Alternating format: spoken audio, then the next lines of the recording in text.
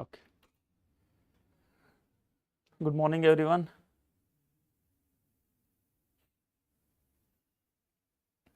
I hope I'm audible to all of you.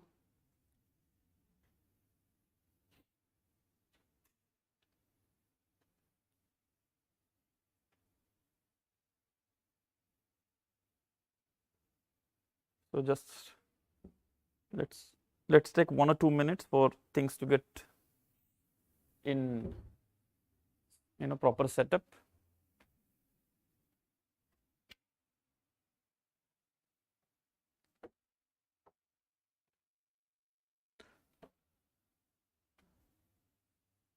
Okay. So welcome to this discussion.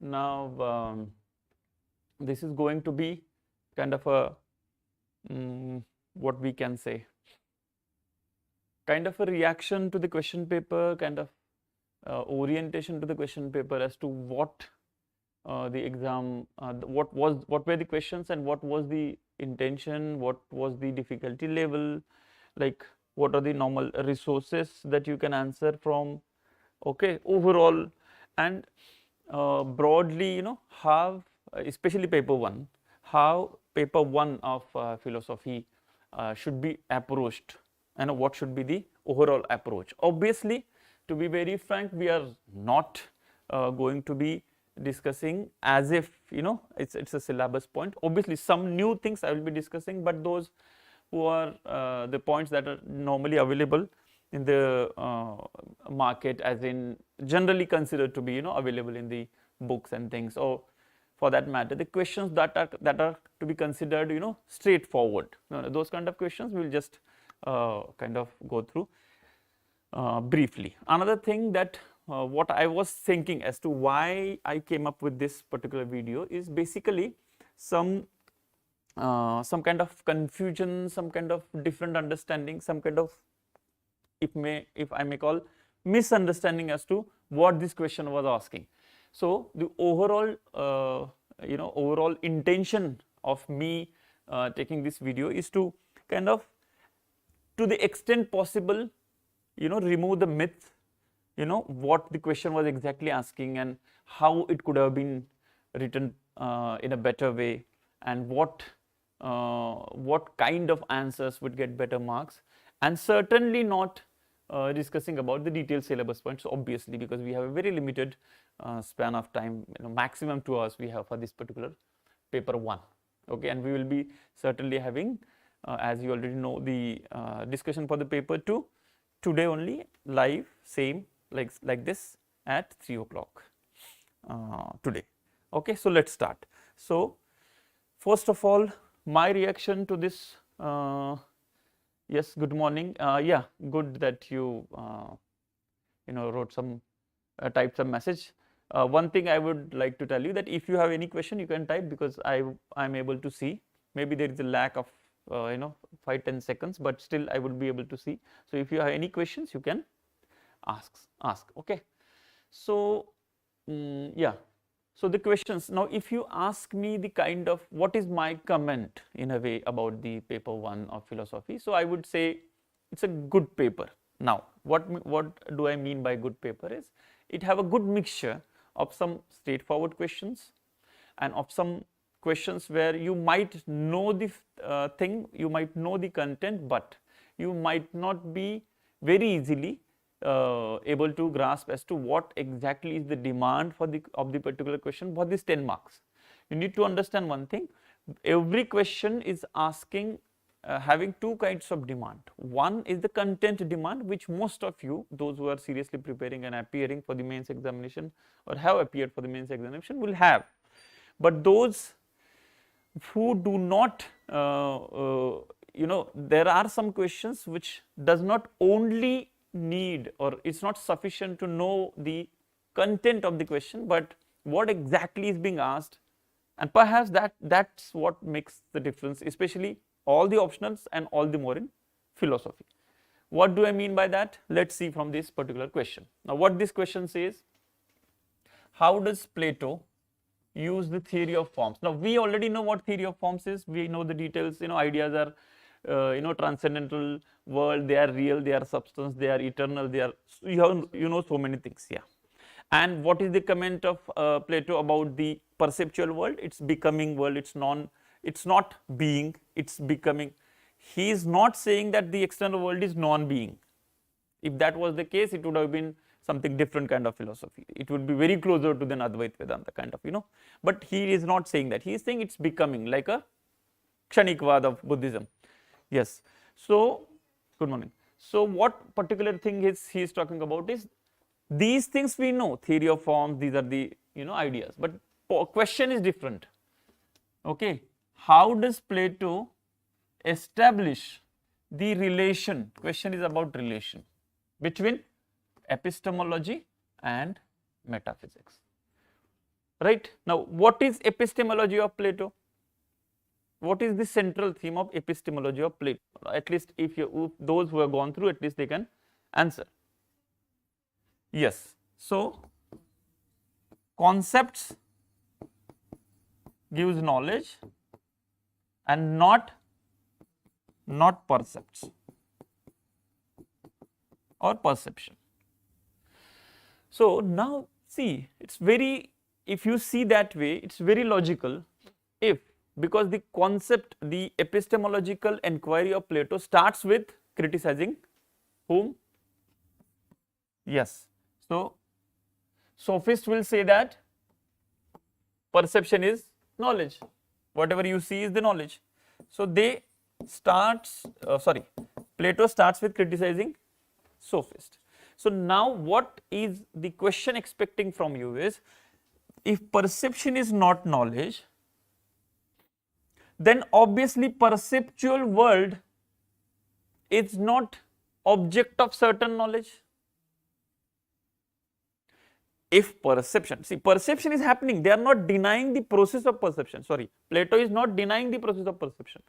Plato is denying the authenticity of that process of perception. उसमें जो आता है वो knowledge नहीं. So whatever knowledge is coming from perception is not certain knowledge, it's not a knowledge, it's not authentic knowledge. Or rather, he says because everything is becoming. So when he starts with concepts as knowledge, where are the concepts? Now we may think that it is in the mind, but because then it becomes subjective. Then he avoids subjectivity. He says it is transcendental. Now transcendental is, you can say what he's trying to do is more like saying, not exactly, more like saying these ideas are not subjective, neither they are objective. Why they are not objective? Because it's not based on object, but for sure they are not subjective, and he did not want to say it is not objective, so he used the word transcendental.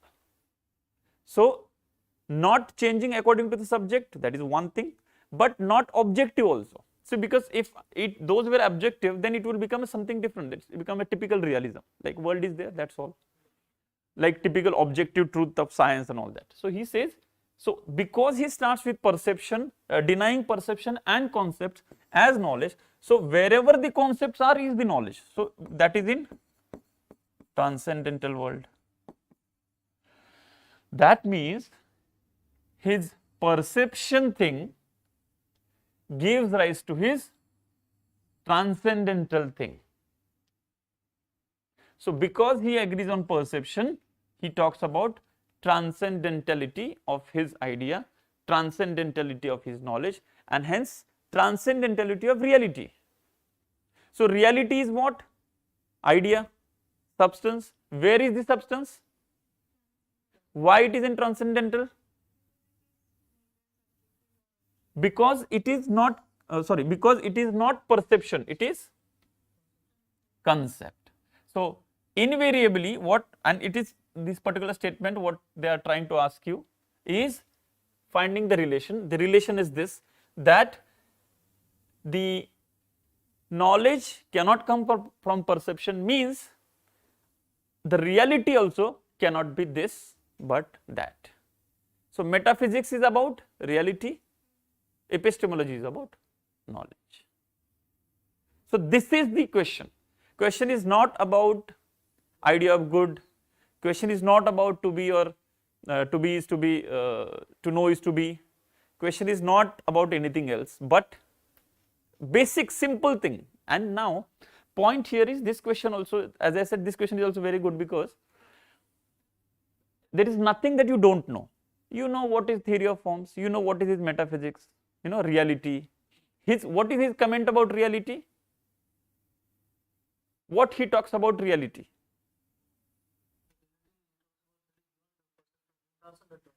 Yes, and that reality is like patterns and this reality is like copies.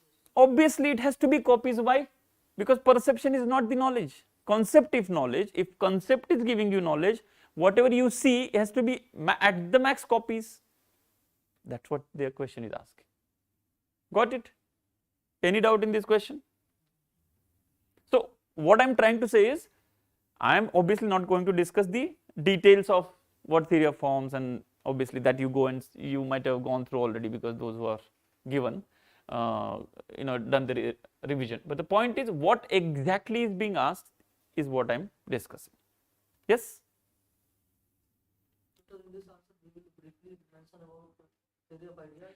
Yes. Introduction, you mention about theory of ideas, okay, or just 1 or 2 lines, just to, because it's just a 10 marker, okay. You just explain that. Then come, see, the subheading is also important. Don't use theory of ideas as subheading, use epistemology of Plato is as subheading. That is first subheading. And second subheading is, the relation with metaphysics, because you cannot have long answer, it's just a 10 mark, okay. So, when you write epistemology of Plato, explain this perception thing, and then relation with metaphysics, that's all. This is like a 10 marker, okay. Let us go to the next question.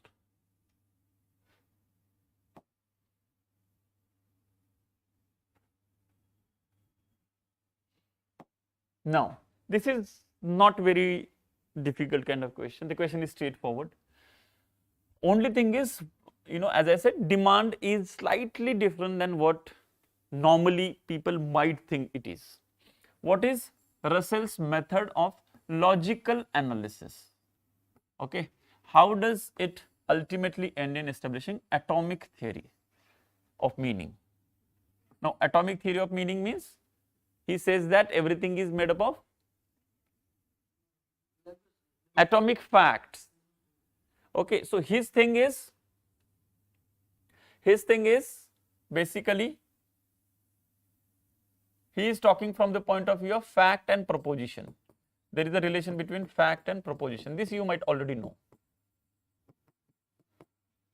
Okay, so atomic fact is simple proposition. Okay, complex fact is complex proposition means molecular fact or state of affairs, basically language. This exactly would be the starting point for the Wittgenstein later. Okay. Now, what here he is trying to particular ask is his enquiry for the reality starts with logical analysis. What are these facts? Atomic facts are not physical atoms. His thing is atoms is not physical atoms. Not physical atoms. What kind of atom he is talking about? Logical atom. That's why his philosophy is called logical atomism. Okay, those who are not gone through yet, you can just listen what is being discussed. Okay. So, logical atom means what? See, this is like this. Again, not very different than what we talked about Plato. What did Plato say? Chair is there, but it's not about the chair, it's about my concept of the chair. So, his reliance on the reliance of the knowledge is on my concept of the chair. Somebody else talks about subjective idealism. What is subjective idealism? If I have an idea of chair, chair is there, okay, and basically there is no chair, basically it's just my idea, it is there.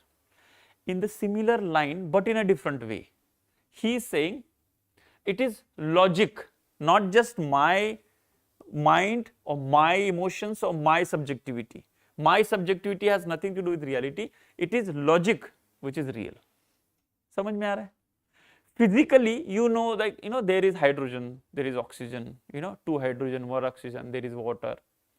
But he says reality is not, that is only one aspect of it, okay, physical reality. He says reality is not just physical, even physical reality is following the rule of logic.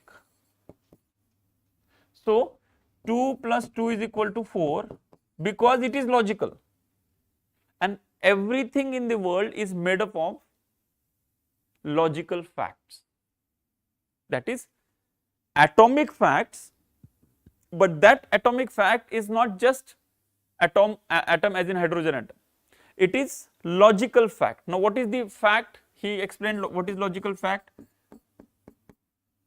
He talks about is substance or matter, relation and quality. These three things put together is considered as one atomic fact.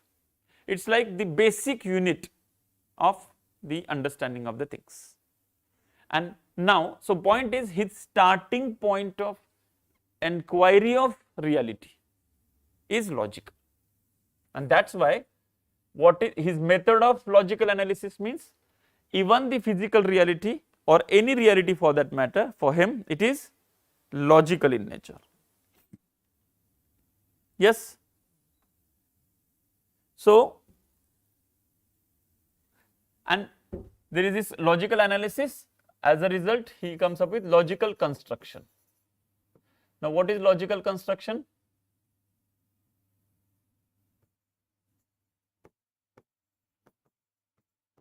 Logical construction means even reality is also a kind of construction, but not my mind's construction as in subjective, it is logical construction.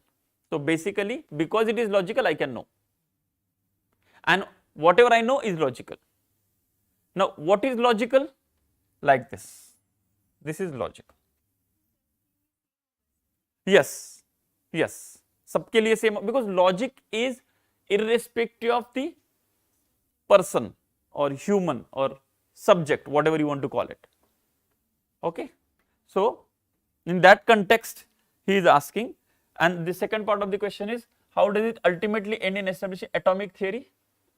So basically if reality is logical, now logical means what? Every logic, the very the basic inherent understanding of logic is breaking things. So you go, dissection is the basic feature of logic. The moment you start dissection means what? Where will you go? Smaller and smaller and smaller things. So when you go smaller things, till what level do you think you will be required to make it smaller and smaller? When there is no further divisibility possible. Anything that is not further possible to be divided is called atom. But what kind of atom? Not physical atom. We are not taking particle of dust and breaking it under the microscope. It is a logical atom.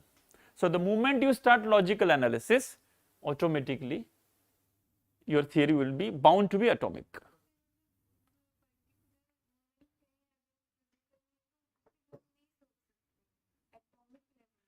No, see, now atom is kind of, it's like this, that it's your logical necessity to assume something as atom, because if you keep on breaking, somewhere you have to stop.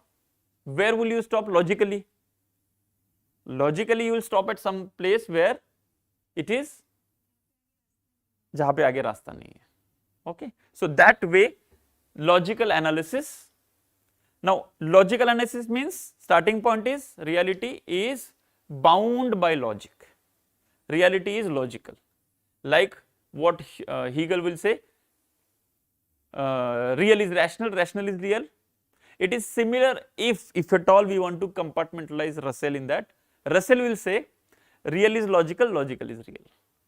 Now there is a difference between rational and logical, that we will see when when Hegel says it in a different way. Rational means something else, logical is something else. Okay, like for example, now you need to understand Russell is kind of a transition between the typical philosophies, metaphysical philosophies, to the logical positivists. He is a connecting link between these two.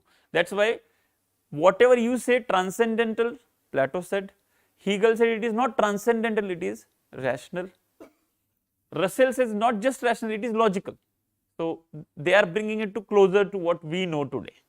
Okay, Western philosophy is like that. Okay, so here what would you do?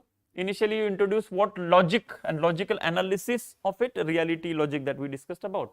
Then you talk about logical construction.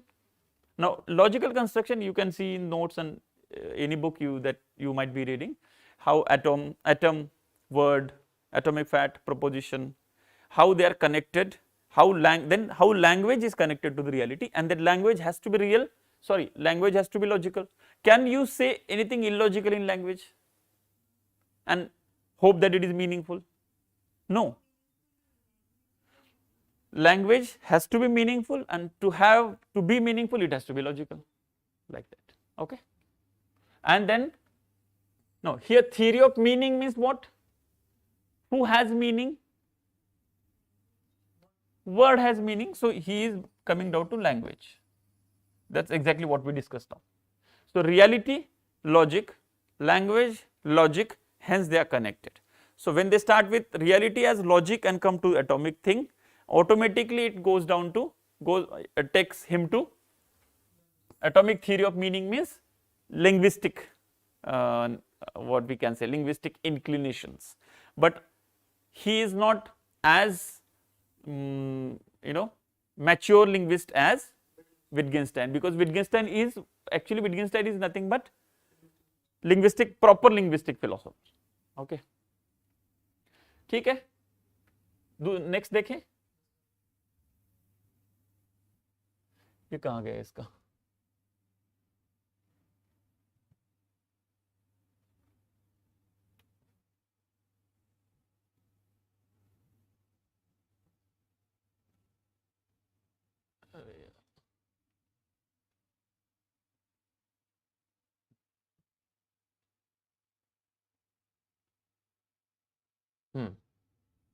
Now this is Wittgenstein. What is the question asking? Establish the tenability. Tenability means what? Possibility, plausibility, उसका सही होना. Like हम normally जिसको बोलते हैं कि यार थोड़ा तो logical बोल.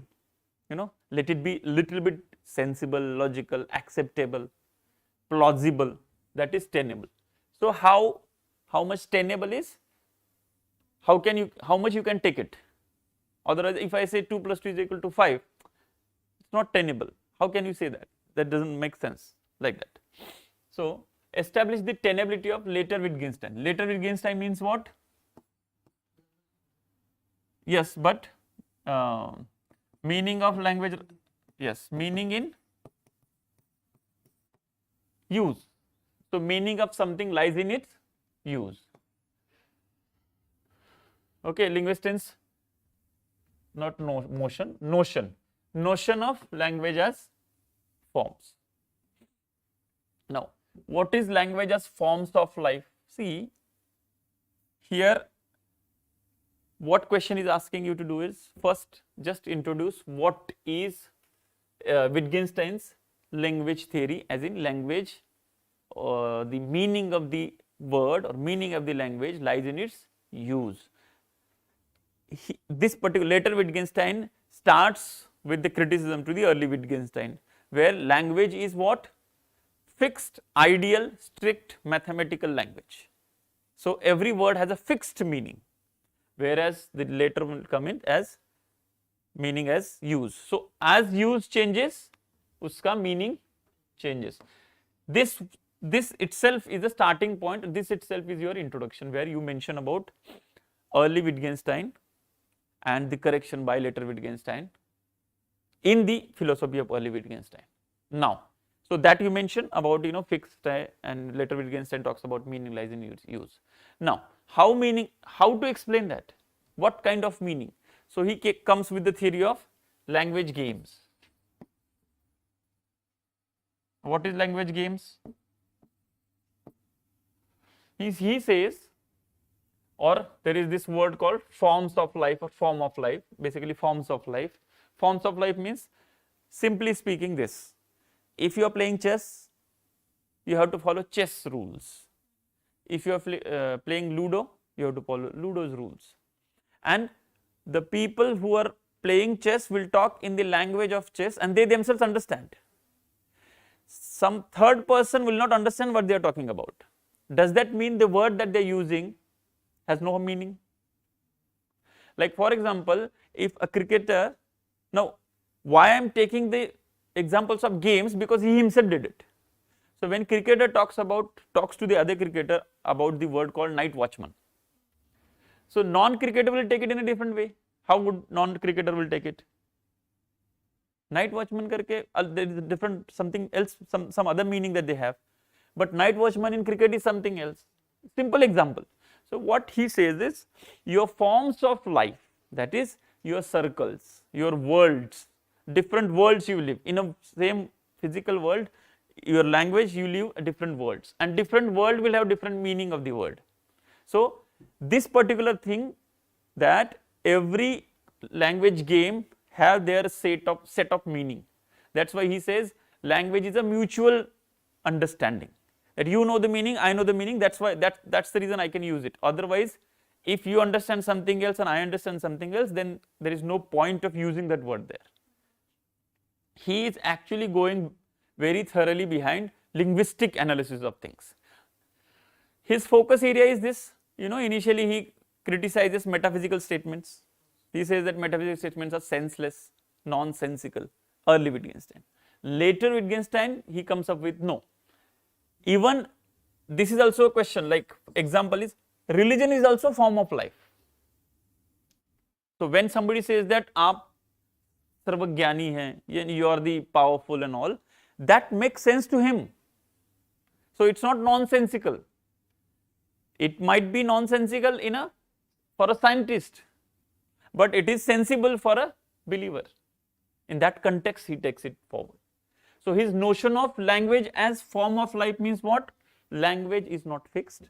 Language is based on meaning, and hence these forms of life, as I mentioned, different examples you have to give. As a religion is also a form of life, politics is a form of life. Okay, every game and example, this concept of language games. He also uses the concept of family resemblance.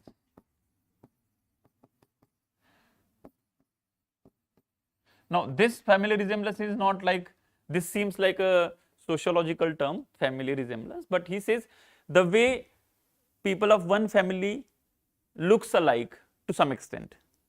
In the same way, the words of one group have a similar meaning in the similar context. So that similarity in the family, typical resemblance, like face of the brothers and sisters, though they are different gender, look similar. That is because of the family resemblance. In the same way, we have a family, that is forms of life, different circles where they have same this thing.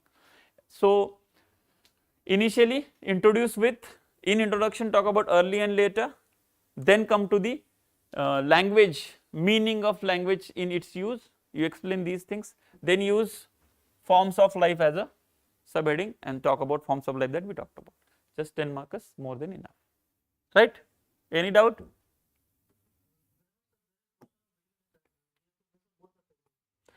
Because why? Because second was, if it is about first, no need to mention second, but anyway it will come as a criticism, jate.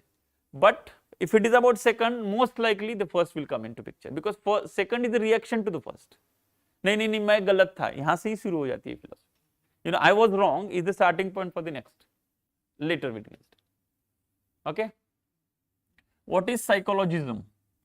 Critically discuss the way Husserl avoids the problem of psychologism in the discourse of transcendental phenomenology. Now, those who are not gone through might seem like there are so many different words that you don't understand, but it's not the case. Okay. Here, Husserl came with the concept of consciousness and intentionality being the kind of source of knowledge in the way. Now, source of knowledge means the dependence on intentionality is very high. But does that mean whatever your consciousness, whatever is the color of your consciousness would be color of your knowledge? No. If that is the case, then it becomes difficult to explain anything. No, see, whatever my consciousness, it's like this saying, जैसे मेरा mood होगा वैसे मैं चीजें देखूंगा. You know, if my mood is positive, I'll see everything positive. He says there are two kinds of beliefs that we have to get rid of. One is psychological beliefs,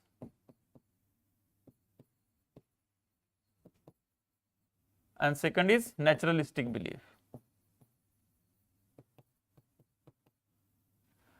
Beliefs means some impact on your thinking पहले से ही.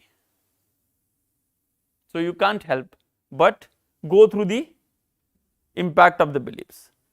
Okay. So psychologism means the impact of psychological belief on your knowledge gathering. So whenever there is an impact of psychological belief on your knowledge gathering, means what? You already have some psychological belief and then something comes to you. You see that thing from that window. So what happens? Then automatically what happens? Your vision of that thing is distorted.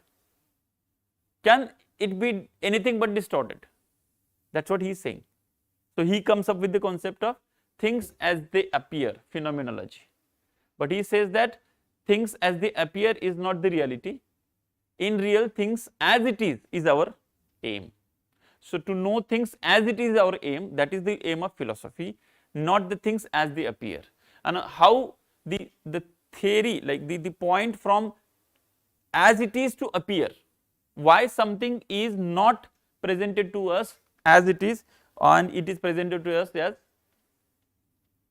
appear, that is because of these two things. There are some beliefs, preconditions, misconception or preconditions basically. That's how you already have the how to get rid of this. Then there is a method, the whole method, his transcendental reduction and bracketing, basically overall bracketing and transcendental reduction. वो आपको notes में मिल जाएगा, वो तो सीधा है. But the point here is you have to just explain what psychologism is. Psychologism is this, your psychologism is a negative thing, something wrong happening. So psychologism view the theoretical foundation of maths and logic is supplied by psychology. So basically psychological dependence on justification of knowledge, which cannot be anything but dicey. Even if psychology, it becomes subjective also, it becomes individual dependent also, right? Laws of mathematics and logic have existence and validity only because they have occurred in some consciousness. So basically what they are saying, the validity of even mathematics and scientific facts also is not in the thing, because it is in the consciousness, not mind. Here phenomenology is a new paradigm shift in Western philosophy. Pehle it was object, subject and all that, knowledge, mind basically from Descartes, and even before that. Phenomenology takes it to the consciousness level. Phenomenology is very close to Indian philosophy, very, very close in the sense, because the word consciousness is used more, or rather completely replacing mind. Okay. So it's not just thinking, philosophy is about consciousness. Okay.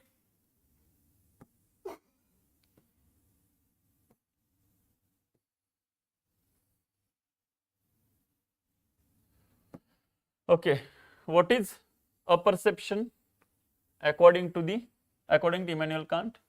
Discuss with reference to his Transcendental Exposition of Space and Time. Now what is a perception? See, we have perception. His concept is, there is something called percepts, there is something called concepts. Now concepts is happening inside you, it's like an active part of mind. Percepts, as you know what it is, the data coming from outside. So he says there are two processes that happens with us. So tell me, how would you know, chair? Some data coming from percepts and then going through concepts. But there is this problem with space and time. Space and time is not perceived. in the sense of sense organ. Neither it is conceptualized, because for anything concepts can do, you need some data.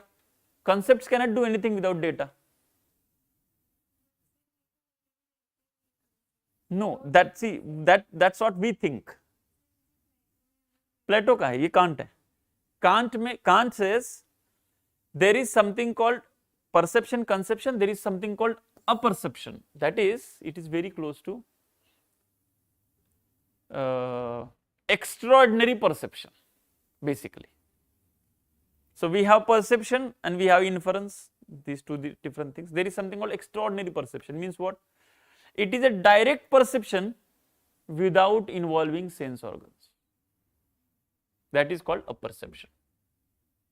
So question is about, and most of the students that those who have gone through Kant, they know space and time as a priori percepts. So they are percepts, but not known through the typical perception. They are known through apperception. So the concept of apperception is basically brought in to explain a priori percepts. समझ में आया? So question is basically about this, and later on then people, those who have studied, they know a priori percepts क्यों हैं. You know, we don't have many instances. Like for example, what Descartes said about self. You know self on the basis of how many instances?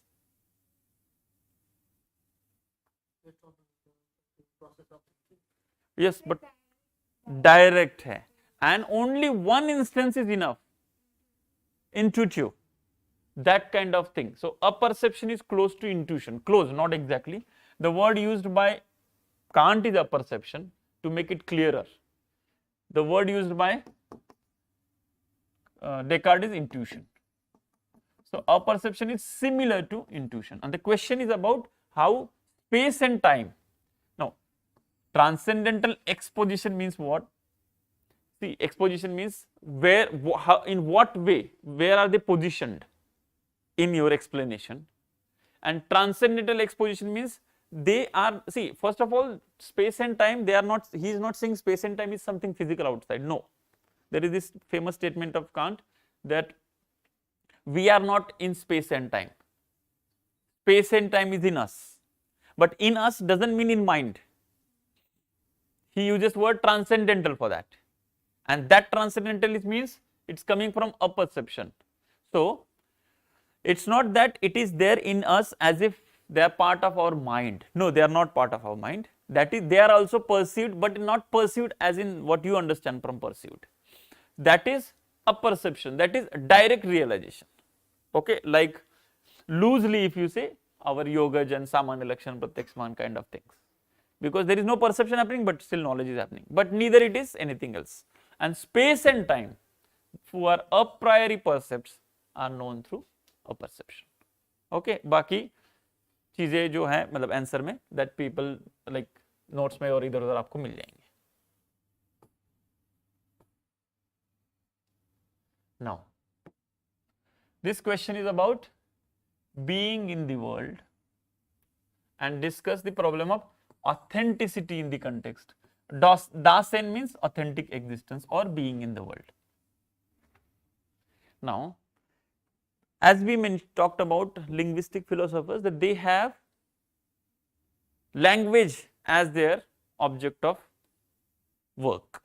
What they would work upon is language. Existentialism initially started as like a movement. So their concern was human existence, not general existence also, but to be very specific, human existence. That is there any speciality to the human existence? समझ में आ रहा है? उनका पूरा काम, the पूरा process focus area was human existence. That is existential philosophy.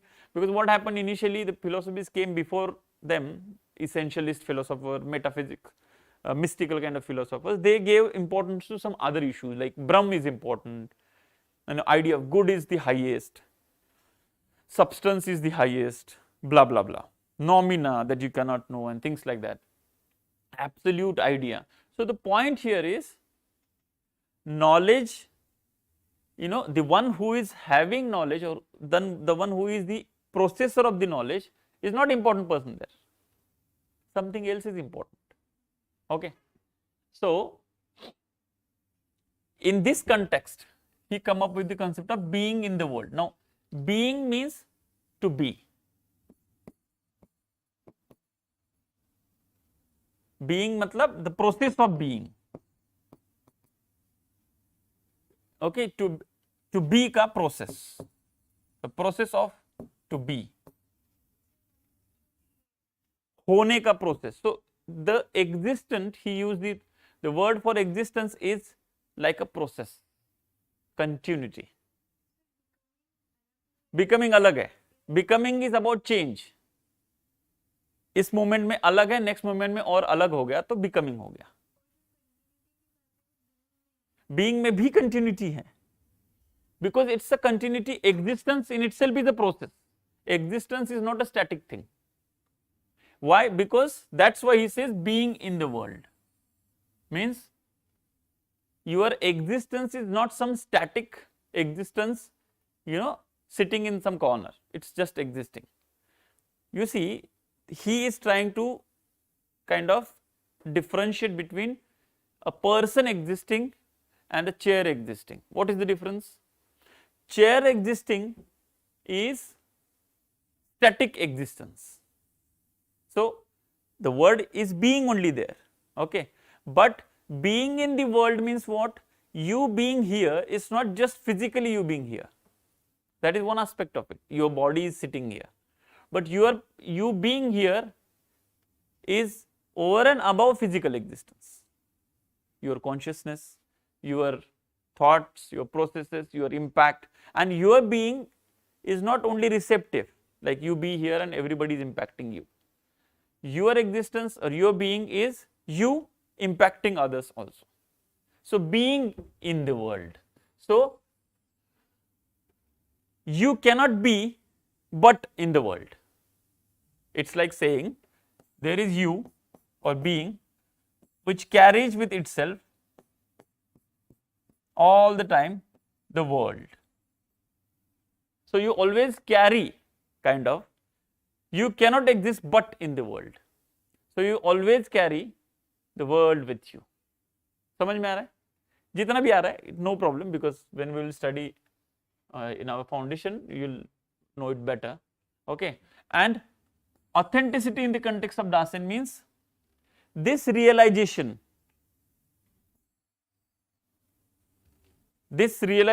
can only give authenticity to your existence, and everybody should try to have authenticity of the existence.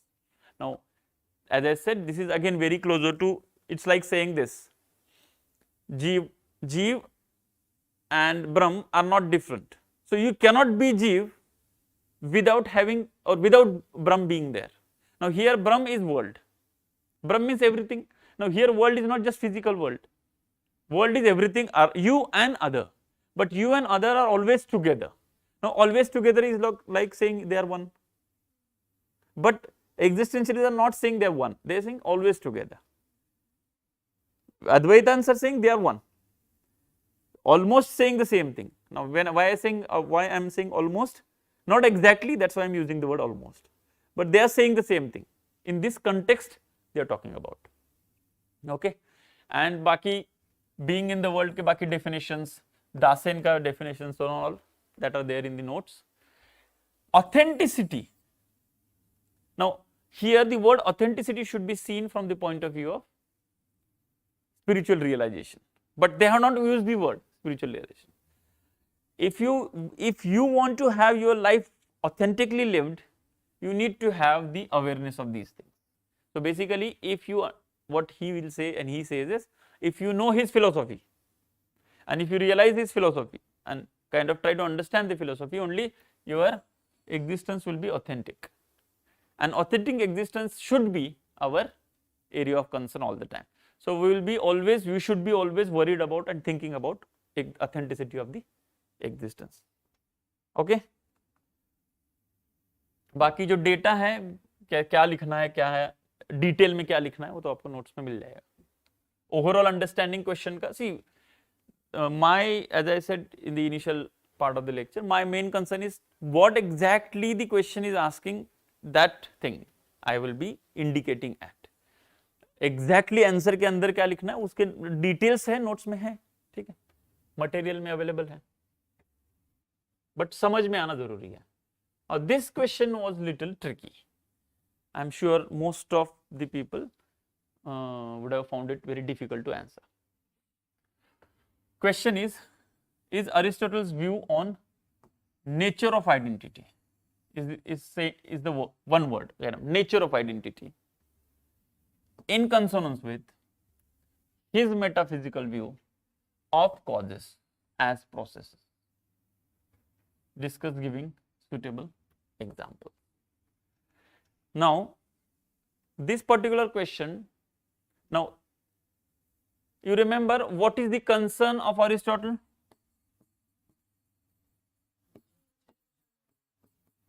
Change and movement.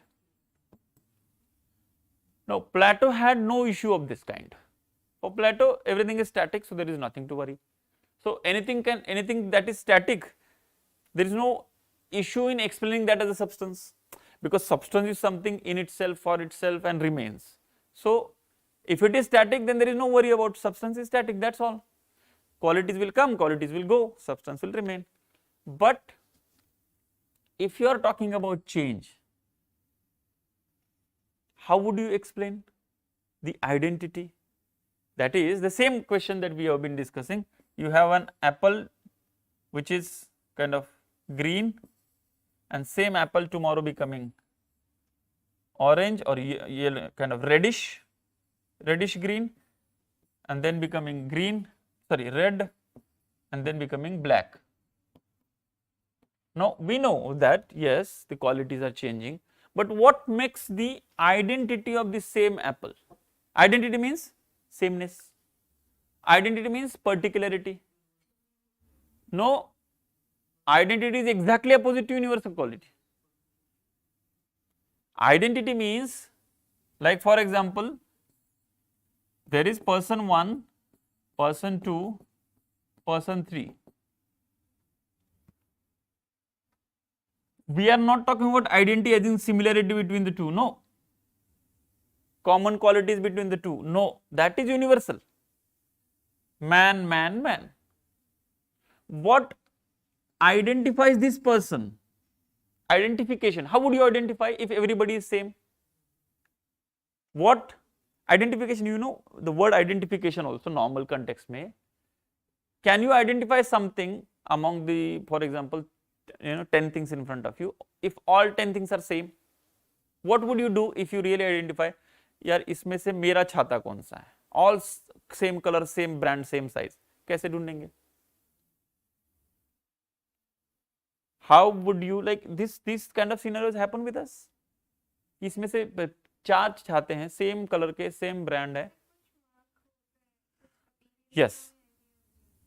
That mark means what kind of mark it is? The kind of mark which segregates that particular umbrella from the group of other umbrellas.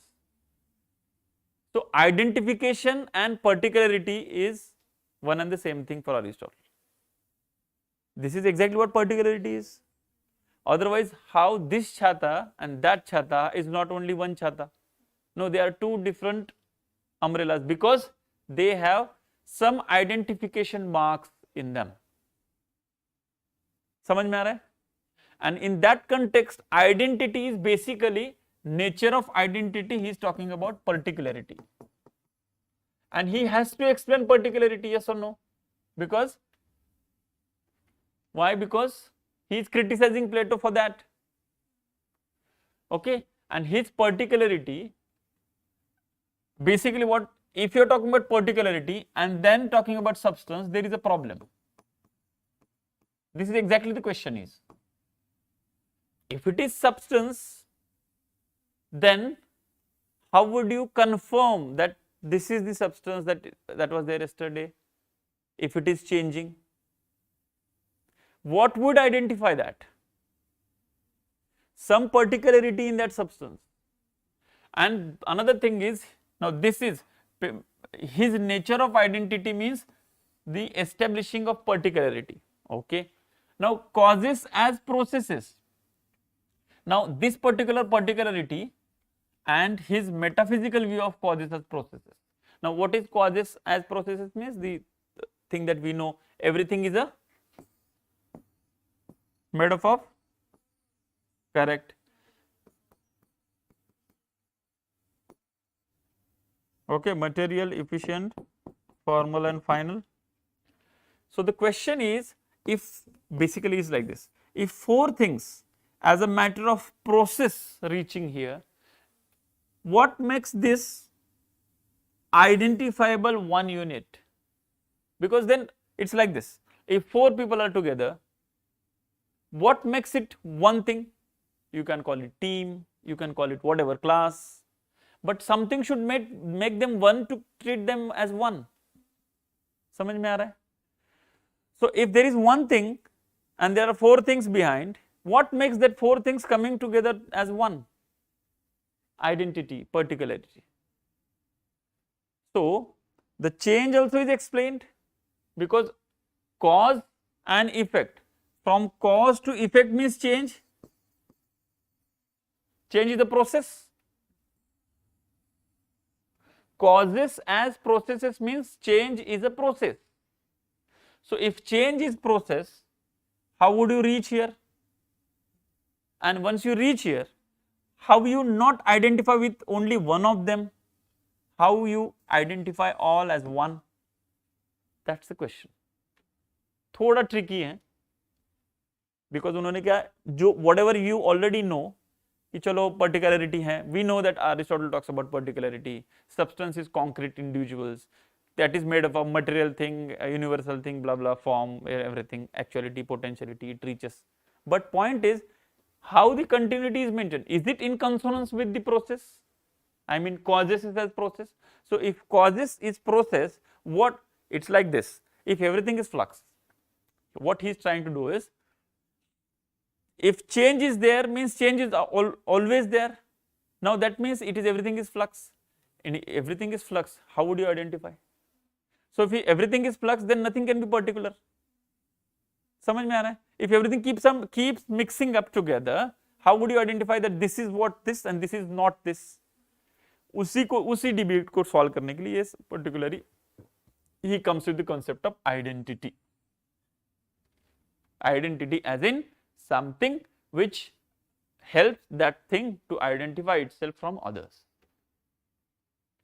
हम भी बोलते हैं ना, sense of identity means I need to have something different, unique, that nobody has.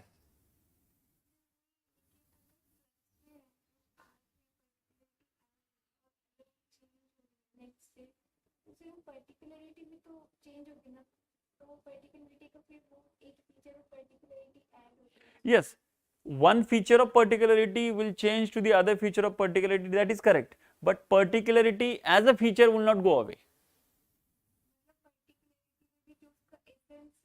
रहेगा, वो तो रहेगा ही ना, substance, unknown substance, जो what remains is identity, what changes is quality and other things.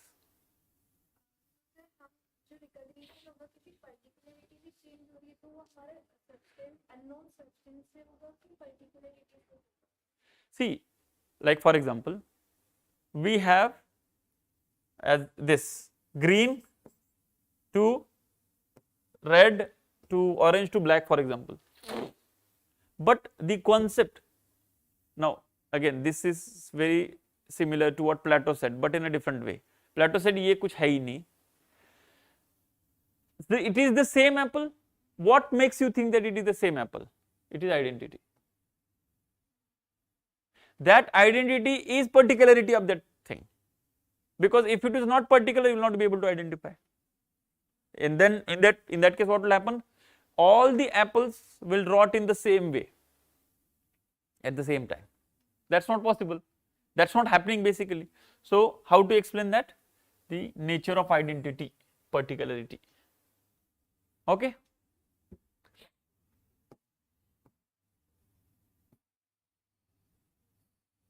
ये तो बहुत डायरेक्ट क्वेश्चन है, मैं क्या डिस्कस करना है, सीधा है. Like you know, if you go through our notes as it is wording also, discuss the concept of substance according to Spinoza, and does this discussion on substance lead to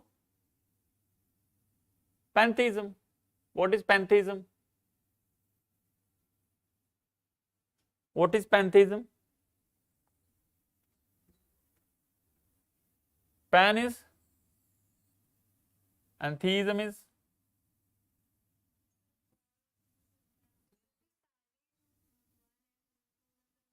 वो polytheism हो गया. Pan मतलब जैसे हम बोलते हैं pan India, all India means pantheism means that is omnipotent, sorry, omnipresent. Pantheism is, what is the concept of Spinoza, substance of Spinoza? Okay, but what is the kind of that reality?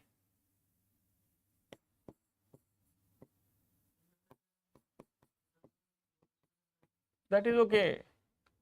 See,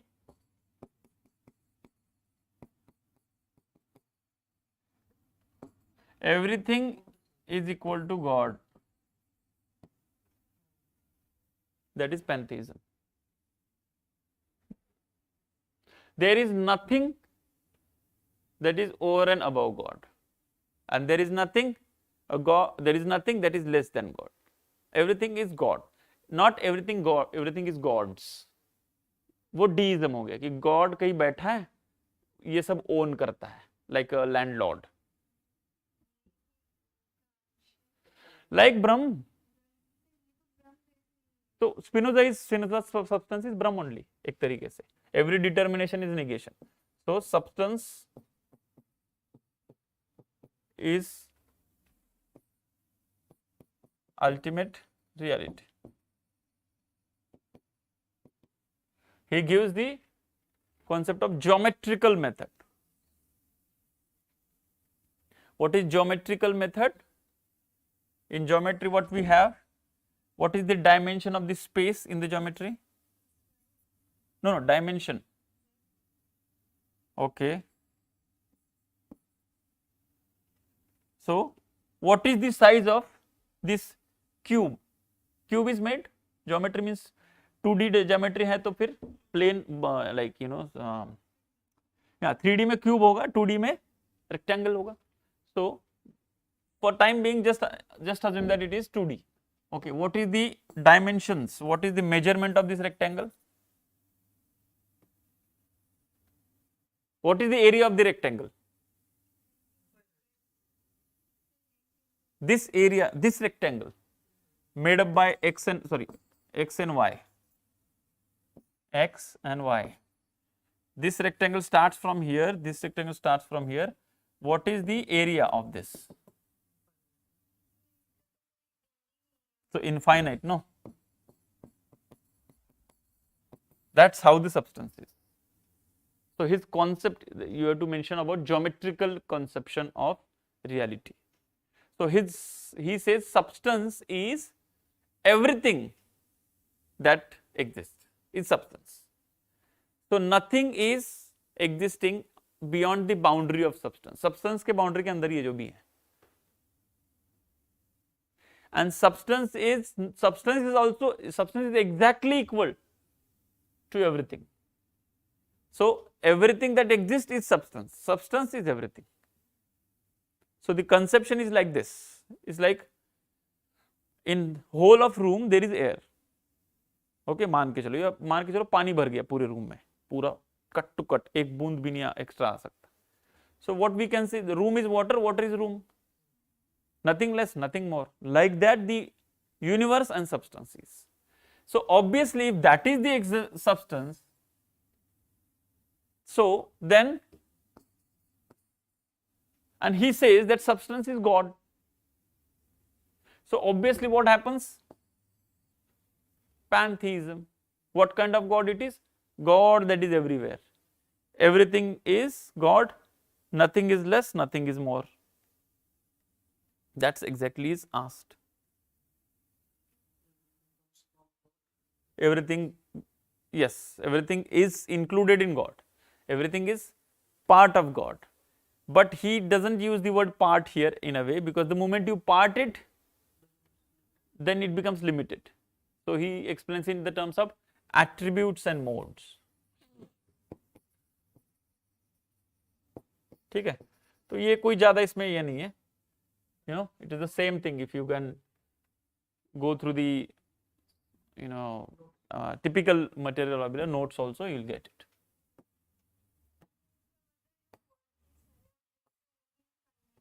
No, there is only one object in the world, that is substance. Chair is not object, chair is your illusion, because you try to determine the part of the object, or object in the sense, basically not object is the word there, reality is the word. Okay. How does Kant constructs antinomies to illustrate the illusory tendencies of pure reason? Explain and examine the antinomies presented by Kant. What is antinomies? See, Kant in his book called Critique of Pure Reason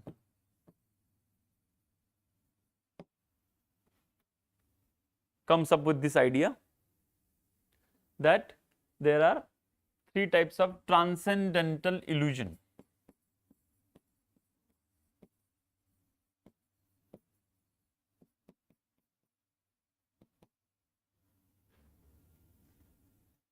Transcendental illusion means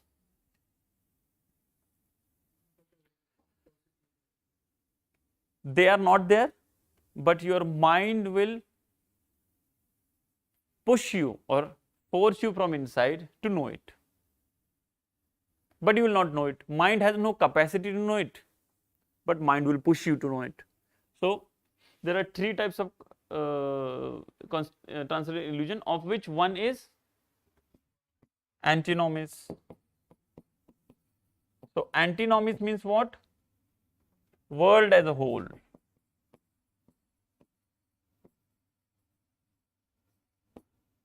So your mind will push you to know the world as whole,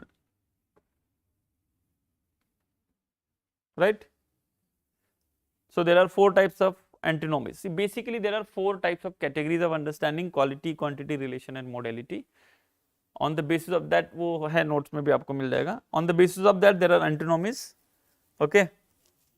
So as far as quality is concerned, is the word limited or beyond space and time? Okay. As far as the quantity is concerned, word is simple or many. So ये तो फिर है सब notes में available है. The question is straightforward वैसे. The only thing is we have to examine this, as in is there any criticism to it. But Kant के इस particular topic को बहुत credible criticism कोई नहीं है. So when will you examine means, you will write it, this is the thing, and you conclude it. Whatever is there in the notes, you just conclude that yes, antinomies are there according to Kant. It's the part of transcendental illusion, like the transcendental illusion of self, paralogism, transcendental illusion of world, ideal of reason, and antinomies, world as a whole. Okay. So there are theses and antitheses for this: quality, quantity, relation and modality. This quality, quantity, relation and modality is nothing but our four categories of understanding. There are basically 12 categories, but broadly there are 4, and every 4 have 3. Okay. So that categories and all, ये सब है किताब में, सब जगह है. The point is we have to basically talk about those to explain antinomies, because all the categories of understanding is the reason why. Because what happens, we have 12 categories of understanding categorized into 4, that is 3 each, and that 4 categories of understanding, most of the time what happens, without receiving any data, create something of its own. That is illusion. So that kind of thing is called illusion by Kant. Okay. Direct है question है ये, वैसे ये भी direct है. What is dialectical method of the philosophy of Hegel? How does this method help in realizing absolute? In fact, if you open the notes and you read it once or twice, even if you have not read Hegel before, you will be able to write the answer. Like somebody reads it now, taking half an hour or 1 hour, twice, because there is nothing. Dialectical method hai, obviously you may not remember the terms, you know, what is triad, what is being, not non-being, becoming, thesis, antithesis, synthesis. Dialectical method is what? Thesis, antithesis, synthesis. Every synthesis becomes thesis, then some antithesis will come, like that, like that, like that. There is this conversion, and this conversion is absolute idea. And his realizing the absolute means absolute can be realized only in the form of idea. Why? Because real is rational and rational is real. That's why. Okay, straightforward मतलब एकदम straightforward, उसमें तो कोई. That's why I said initially some questions are really straightforward, which is good thing. Some questions are, the good thing is no question is coming from the you know, or no question is kind of forcing you to rely on some outside sources content. Content is same. The only thing is little twist is there, little trick is there, you know, comparing something that we have never compared before. That's all. No question is coming from some other book, वो पढ़ेंगे तभी लिख पाएंगे, ऐसा कोई नहीं है. Typical जो हमारे नोट्स हैं या बेसिक किताबें हैं उसी से आया हुआ है. एक क्वेश्चन वैसा है बुद्धिज्म का, पिछली बार भी ऐसे ही हुआ था, बट वो इसमें है, मतलब किताब में है, सीडी शर्मा में है, but we generally don't read it because very general question. त्रिरत्न का क्वेश्चन जो आया है वो हम आएंगे उस पर बस, बट वो टफ नहीं है. That's your general knowledge also. ठीक है. Now like for example this question, it is asking, is there any difference between pictorial form and logical form in Wittgenstein picture theory of meaning language? How does logical form define relation between language and reality?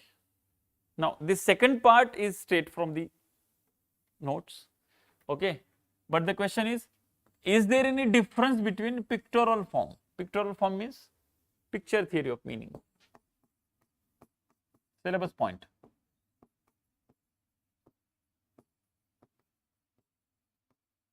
And logical form is language. Okay, in Wittgenstein picture theory of language. Now picture theory of language, picture theory meaning everything same thing. Basically what is the theory? Whenever there is a language, so there is this language and there is object, that is reality.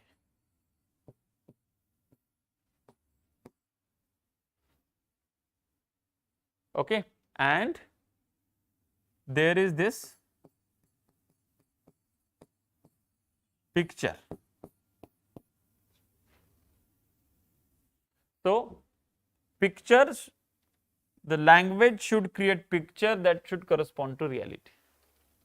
This is early Wittgenstein, initial Wittgenstein, जो एकदम strict है. Language, whatever language says, every word, every meaningful statement should create a picture, and that picture should be coinciding with the reality. That's the demand here. Okay, and what they are saying, what he is saying is, difference between the pictorial form and logical form? No, there should not be any difference between pictorial form and logical form. If there is a difference, then the either pictorial form or logical form, either of these two is wrong. There has to be a connection between the two. And how does the logical form, that is language, define the relation between the language and reality? Now here, this logical form that you are talking about, as we already mentioned, is coming from Russell. So initially he talked about logical form, then pictorial form, and then language. इन तीनों का relation, ये भी notes में है, सीधा है. Only thing is little tricky, only thing is what exactly is the demand of the question. First of all, there are two different parts of the question, so you better tackle them differently with different subheadings. Initially introduced as part of early Wittgenstein and his picture theory of meaning and things like that, and then, or rather in introduction you can also have a mention of Russell. Okay, logical form in Wittgenstein picture theory of language. And how does logical form define the relation between the language and reality means? That is next level. Obviously, his whole effort is to explain reality in the form of picture and language. Okay. 2 घंटे में मुझे लगता नहीं Indian भी हो जाएगा. No, so only 40 minutes now left, and we are at the question number 3C. Now 4 and then 5. No, 5 नहीं है, 4 ही last है.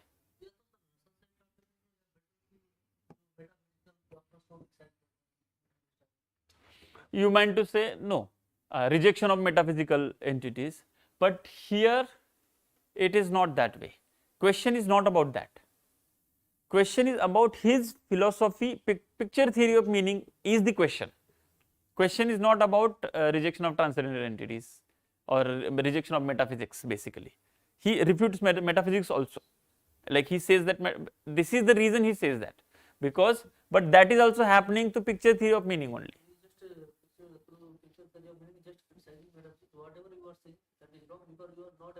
Show the object, yes. Okay.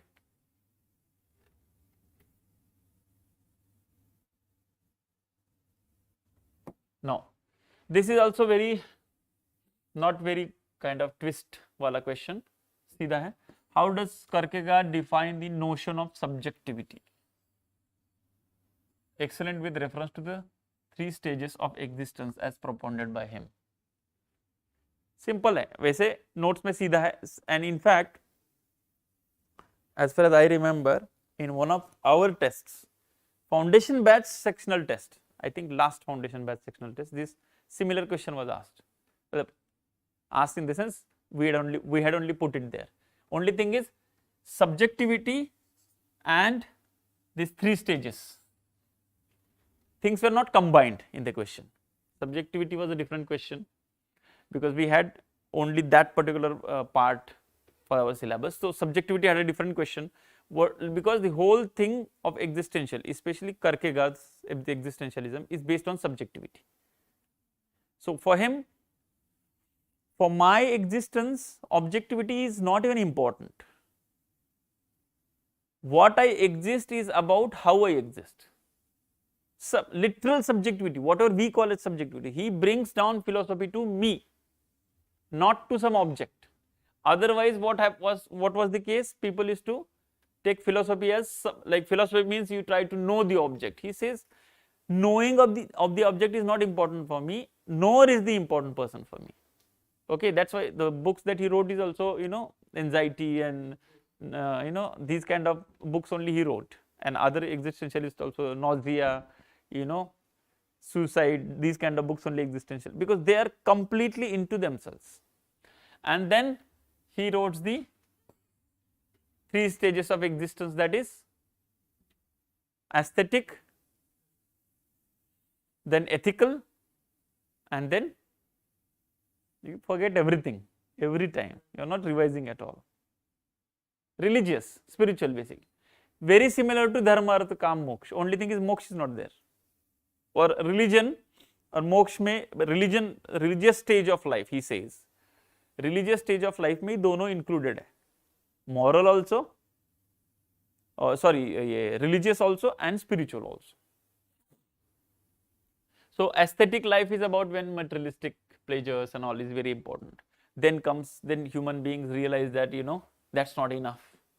Then you automatically shift or try to crave for some other kind of life, that is ethical life.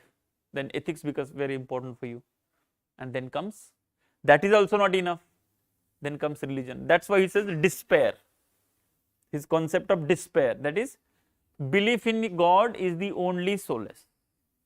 He starts with existentialism but ultimately ends with religious belief, proper religious belief is the only way. But his God was not. He was criticized or rather threatened by erstwhile church a lot because he criticized in that way. Anyway, coming back to the point. So, his notion of subjectivity, that is subjectivity is the existence because existentialism है, and 3 stages जो हमने explain किए proper है, इसका तो proper material है in the sense stage 1, stage 2, stage 3, aesthetic life, ethical moral life, religious life. That's how the human being grows, and it's not that everybody goes through that level like grahasthashram, वानप्रस्थ आश्रम, संन्यास आश्रम, like that. इसमें ब्रह्मचर्य आश्रम नहीं है because वो स्टूडेंट फेज है तो वो इंक्लूड नहीं करता, ठीक है. बट गृहस्थ वो थोड़ा फिर भी अलग है, but we can in conclusion में you can mention that's not an issue. His conception of life, of a human life, is kind of dividing at different stages.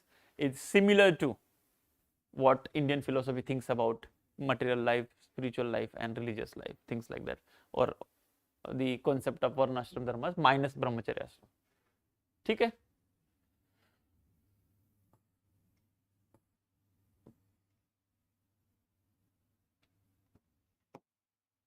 Now this, most of you, like we already just recently we had lectures of Descartes in our foundation batch, so you must be kind of knowing it. How does Rene Descartes explain the notion of certainty with reference to knowledge of self? Critically discuss the way it differs from knowledge of the world. Same, and I am pretty sure that you will, because I think day before yesterday only we discussed about this. The knowledge of self is coming from what? Innate ideas, yes, but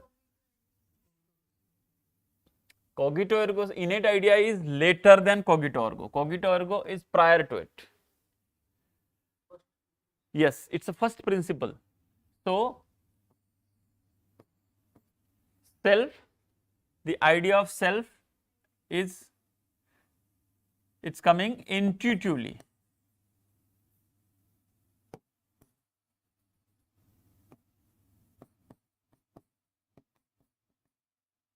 Okay, then this therefore is not inference, so that is single instance. It is direct. So the certainty is coming from what?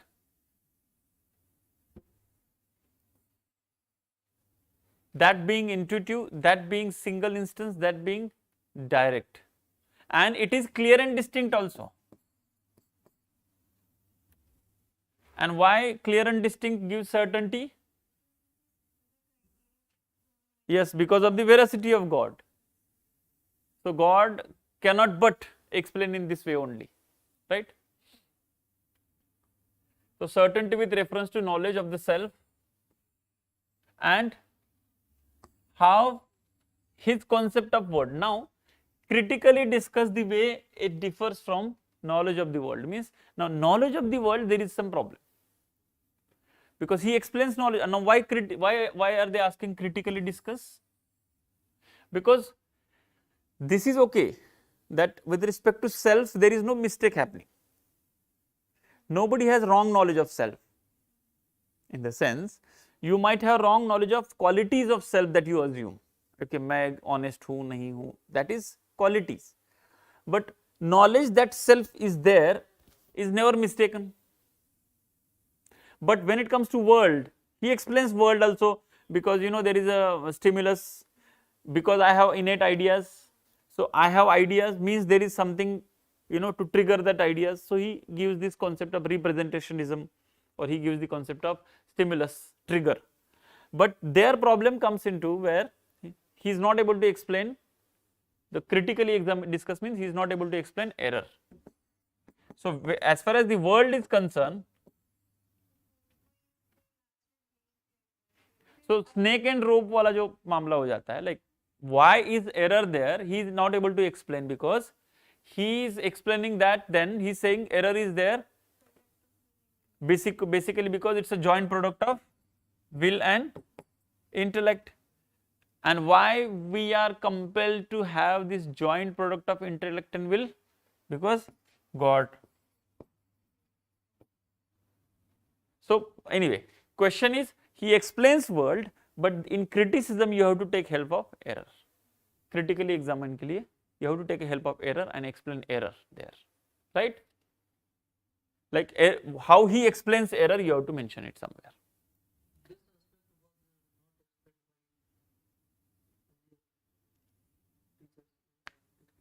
Okay.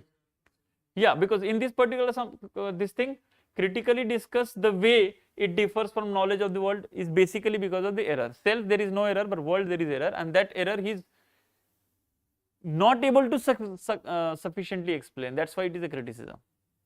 That is, वो बोलता है God is the creator kind of, or not creator, he uses the word God is behind, God is to blame. It is this particular error, God is to blame. Then it's not a sufficient, it's not a tenable explanation. Okay. So last of the Western, why and how does John Locke refute innate ideas? सीधा है. Refutation of innate ideas is perhaps the first point of John Locke when you study the syllabus and the notes also. Elucidate and the nature of the source of knowledge in Locke's epistemology. Basically, what is the nature and source of Locke's epistemology? Idea, that is primary and or simple and, that's all. And he gives an idea of substance, that is suppose, support. Substance is, yes, this is like straightforward. इसमें कोई some questions are really straightforward, easy. ठीक है. Let's try for the Indian also. We'll try to cover. उसमें से बहुत सीधा है तो मैं explain नहीं करूँगा. इसका तो क्या explain करना है? There is nothing. You know, you will go open any note, not just my notes or LevelUp notes. You open any book also. There is a heading. Only thing is what you have to do is examine and evaluate. Means criticism भी लिखना है. Because they are not saying explain the proofs given by Sankhya. Examine. How would you examine? It's not you who has to examine. Somebody is already examined. Somebody has to. Charvak also says, where is there is no Atma. Advait will say in a different way. You know, how can you have many Purusha? This is the very big criticism of Purusha. And whatever arguments that they give, some, you know, the criticism is always like, this is just an argument. This is not a logical argument. And this is like self-contradictory argument. The one who is self only saying that self is there. You know, समझ में आ रहा है? So, only thing is you have to write, examine and evaluate somewhere. That is, no, you examine it. सही है, गलत है, examine करना. और सही गलत पहले किसी ने करके रखा हुआ है. Basically, see, whenever you study सही गलत means what, or is it tenable, not tenable, is it logical, not logical, is it consistent, not consistent. Obviously, the one who is propounding it will explain it in the way that it is consistent. Anybody who has propounded that idea, will he or she explain that नहीं ये tenable नहीं है, फिर भी बता रहा हूँ मैं. So that part is taken care of. The positive aspect, the supportive aspect, the pro aspect is already explained by himself. Now somebody has to criticize it to make it clear. That's why, see, why we also write criticism in the examination. And if you remember, I generally suggest that when already the question is asking about comparing two different thinkers, no need to write criticism. Because criticism is not written just to show that मुझे भी पता है सब कुछ. It's a demand of the question. So if you write one side, always there has to be other side. That is, no, this is the wrong in this, this is the improvement in this, like that, like that. So criticism is to complete, or from the all different sides to complete the answers, to complete the argument. That's why criticism is mentioned. Otherwise, what is the point in writing? Just like writing criticism doesn't make sense, right? So criticism generally, that's why you no need to write criticism when the question is already asking to compare between the two thinkers. When you write a note on Plato and how Aristotle kind of improves it, उसके बाद किसका criticism लिखोगे? Already question is about Plato and Aristotle's criticism, so balance हो गया. ठीक है? तो इसमें criticism इसलिए लिखना है because Normally भी criticism लिखना always a good thing, but already they have asked about examine and evaluate. Now evaluate means again one more thing, whenever they ask evaluate, you have to focus more on conclusion. So examine तो आपने कर दिया, conclusion should be little bit elaborate than just like that. So conclusion should sound like you are evaluating. Like for example, you mentioned whatever Sankhya's proof for existence of Purusha. Then there is a criticism, manyness of Purusha is criticized. Prakriti and Purusha both existing criticized. How one other than like one diametrically opposite to other even exist and counter or be there.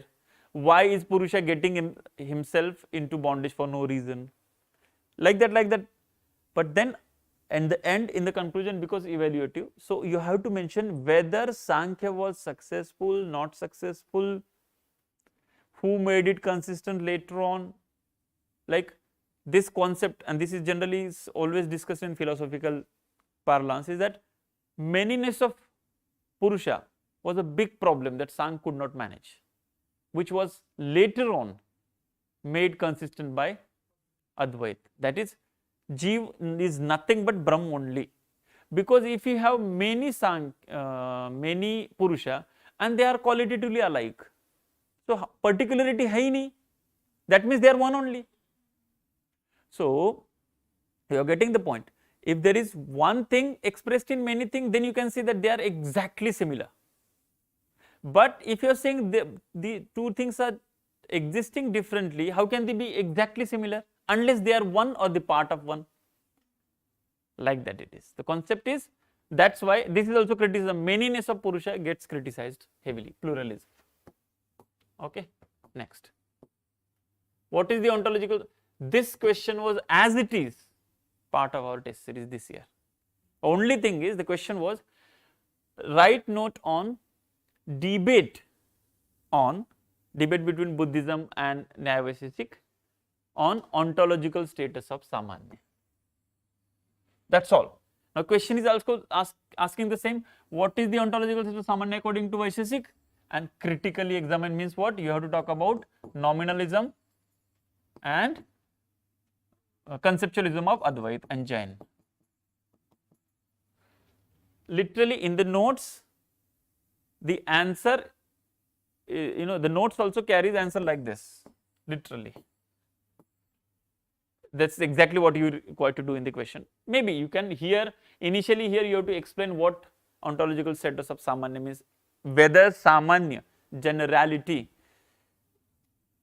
exists in the things or in the minds or exists nowhere, just name. That's all. No, I am not asking you. Buddha says it is name. Advait says it is concept. It's just your kind of conceptualization. It's like there is nothing basically, but you conceptualize, basically Vivarth. And they say no, it is real, that is realism of Samanya. जैसे कौन से सामान्य के कौन से types? हाँ, that are levels, para, upper and parapar. So that is levels.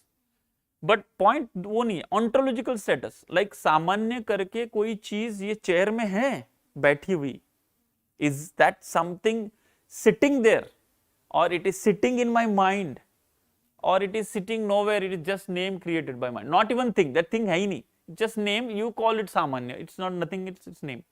Example is chariot वाला. Okay, ये तो as it is notes हैं, and notes से भी नहीं है, it is from the test series. That was when I saw this, I was like, wording is also same. I was like, very good. Discuss the nature and the different stages of samadhi. Same again, but not from test series for the main students. This is from one of the questions that I had asked in foundation based sectional test. Samapragyata samadhi, asamapragyata samadhi. Okay, and in the samapragyata samadhi, you write, savichar, sanand, like that, those four aspects, sasmit, sasmita, like that. वही लिखना है और कुछ नहीं लिखना है. Extra part is examine the role of Ishvara in it. That is, if you start from now, Patanjali Yoga and role of Samadhi in Ishvara is basically from the point of view of, when you start Yam Niyam, there is this concept called you need God. Okay. The word used there is, I guess, Adhishtan or something. Basically, daily basis pe you remember the God. Then Dharana, Dhyan, Samadhi, in that also you need some object, that object is also God for the Dharana and Dhyan. In Samadhi, in Samapragyata Samadhi also, to some extent God is there in the background. Asamapragyata Samadhi, there is no God also. Complete Nivrutti, complete abstract Samadhi, Nirguna Samadhi you can say. So ईश्वर का concept सम प्रज्ञता समाधि तक चलता है, उसके बाद ईश्वर भी नहीं है. ठीक है, यही चीज यहां लिखना है, सीधा है ये question.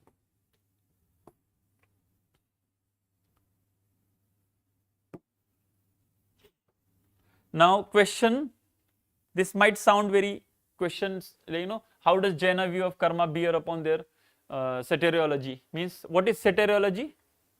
Theory of salvation. Basically word he difficult use किया है. सेटोलॉजी की जगह आप कैवल्य ज्ञान करो या कैवल्य करो बस, और अनंत चतुष्टय करो और सिद्धशीला करो. Basically liberation.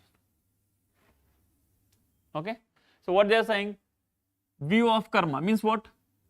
Law of karma. Now you read the question. How does Jainas law of karma bear upon there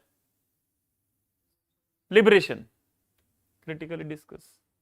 Basically they are asking, in the Jainism, the process of liberation में कर्म का क्या रोल है? सीधा है, and in fact पूरा कर्म का ही रोल है. नोट्स देखेंगे तो उसमें वही मिलेगा. लॉ ऑफ कर्म है ना, घाटिया कर्म है, अघाटिया कर्म है, अलग अलग टाइप से कर्म होते हैं, हमने सब देखा है. वो कौन से कर्म कब निकलते हैं, कितना एफर्ट डालना है, and this, because of this karma only, more and more karma is more and more kashaya developed, more sticky substance. So more and more kashaya develops, so more and more pudgala is attracted. More and more pudgala attracted means more and more bondage is there. So there is, in fact, law of karma is a very cardinal feature of process of liberation in Jainism. And who gets liberated or who gets in bondage? Jiva. Right?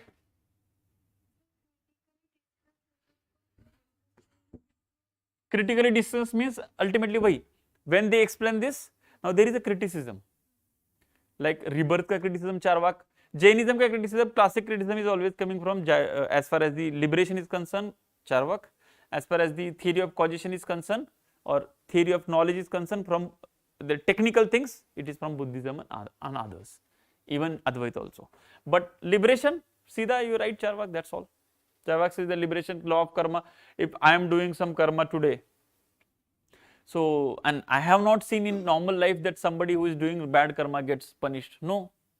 Next janma will get punished, but we have not seen the next karma. These things come to picture here.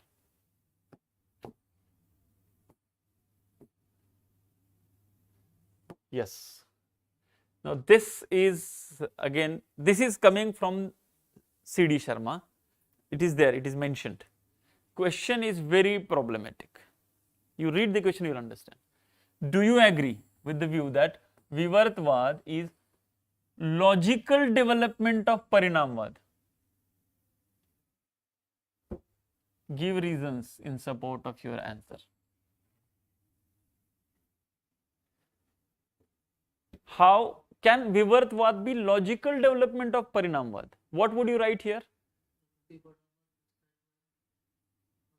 No. Not Prakriti Parinamvad, any Parinamvad. You take Brahma Parinamvad. Basically, you have to take Brahma Parinamvad. So, when you, see, the point is this. The question is very simple if you see that way. That's how Shankaracharya developed his philosophy. How? Obviously he started off with the world, then thought of it and came to the conclusion that world is illusion. So unless world is illusion, you cannot explain, because vivartvad means what? Something that is not there, something that is not there is coming to you as if it is there in a different form, projection, adhyas. So first you mention about parinamvad and specifically Brahma parinamvad, and then you mentioned about vivartvad, briefly what vivartvad is. Now, is vivartvad logical development of parinamvad? Answer is yes. Don't say, they are asking, do you agree? First of all, ऐसे questions आते नहीं है, do you agree? You. But it's not about you. It's about whatever is written in the book. But obviously it is logical only. So, if parinamvad means what? The Brahm transformed itself into this. This is parinamvad. And he says it is actual transformation. But the problem comes into picture that Shankaracharya says, yes, Brahm parinamvad world is actually there. I am also agreeing at empirical level. But the problem is, logically, empirical level has to go to the transcendental level, and the transcendental level, the same parinamvad has to convert itself into vivartvad. Otherwise, it's not tenable there. And if you are saying there is no Paramarthik level, then you are wrong, because Paramarthik level to hai hi. Turiya state, we clearly know that it is there, people have experienced it. So, because in a way you can say at parinam, the answer of the question basically is this: parinamvad is okay, and vivartvad and parinamvad are actually same things. Only thing is, one is at one level, another is at another level. Question simple hai if you see that way. This we know anyway. But parinamvad at empirical level automatically, logically indicate that vivartvad at transcendental level. That's all. That's the question. But it seems like ये दोनों तो criticize करते हैं एक दूसरे का logical development कैसे हो गया. So logically, if you focus on Jagat also, logically the next obvious development is Brahm. And if you don't want to go that next level, then you cannot say even Ishwar, then you cannot say anything, then the world, then you are Charvak. If Brahm is actual transform, Brahm has transformed itself actually into the world, then you are saying world is real, and that's all. Shankaracharya is saying world is real, but that's not all. Only at this level the world is real. We have to further think logically with more convergence. That is only possible at the transcendental level. And at transcendental level, what is the case? Vivartvad. So point is, parinamvad can be starting point. But if you really want to go logical, it has to be vivartvad. That's what the question's answer is. Okay. Next.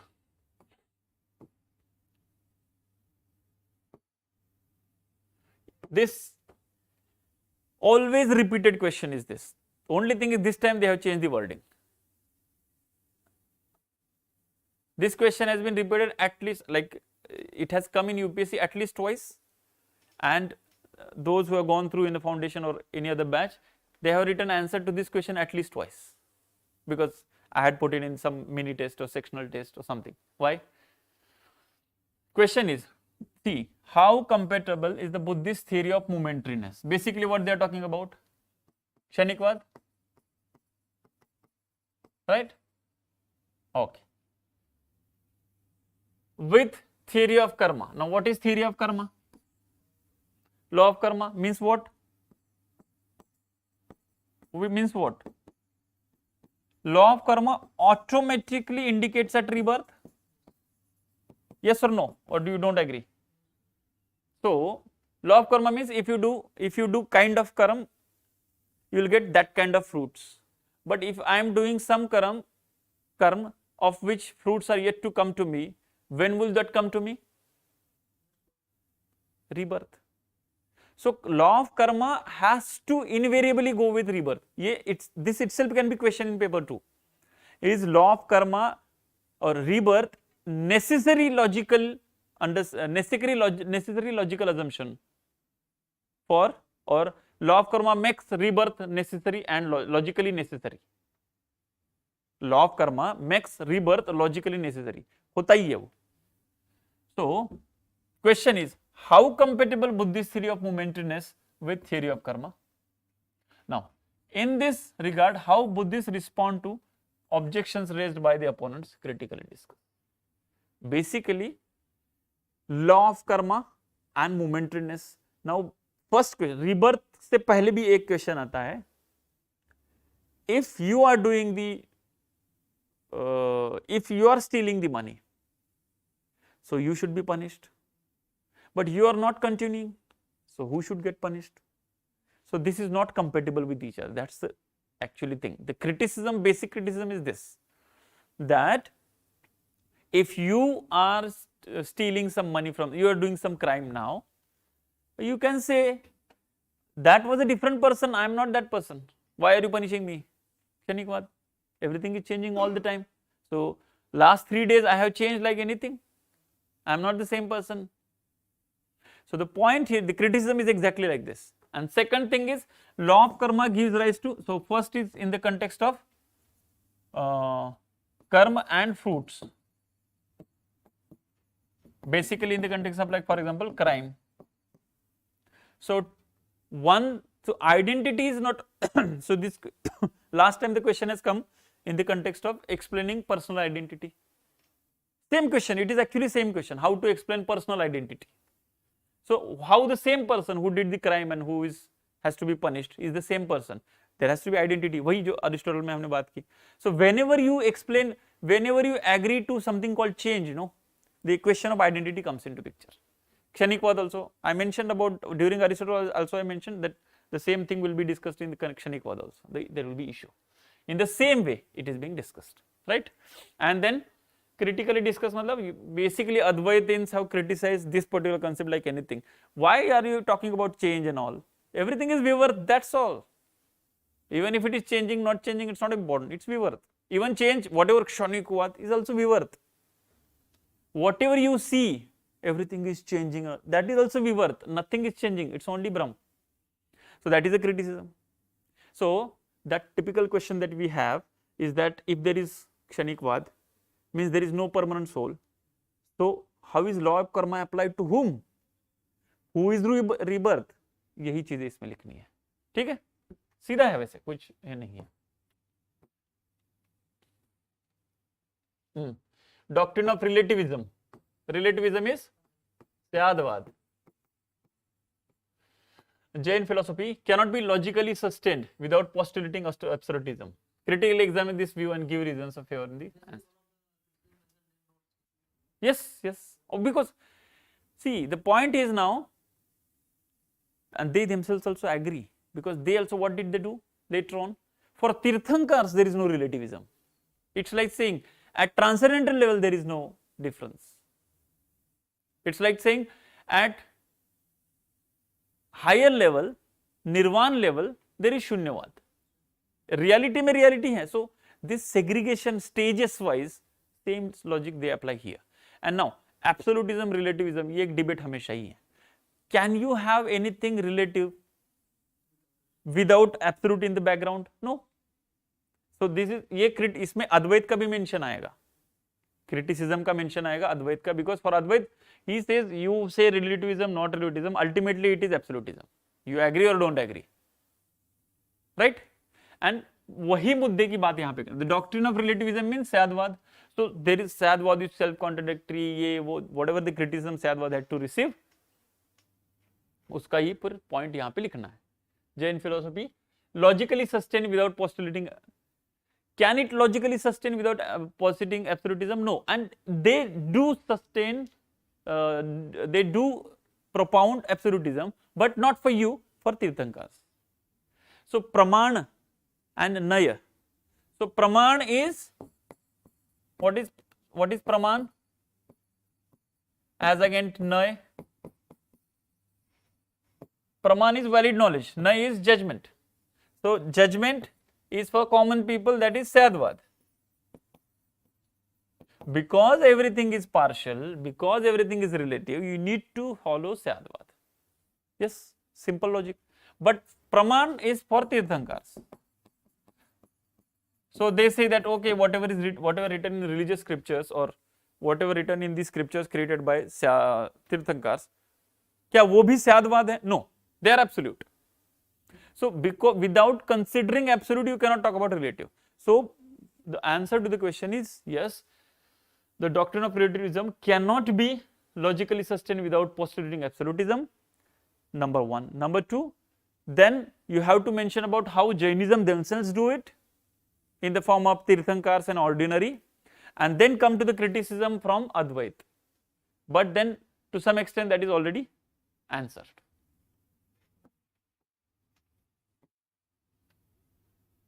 Oh, ये तो कल ही बात, didn't we discuss it yesterday? Same question that was there in the last test.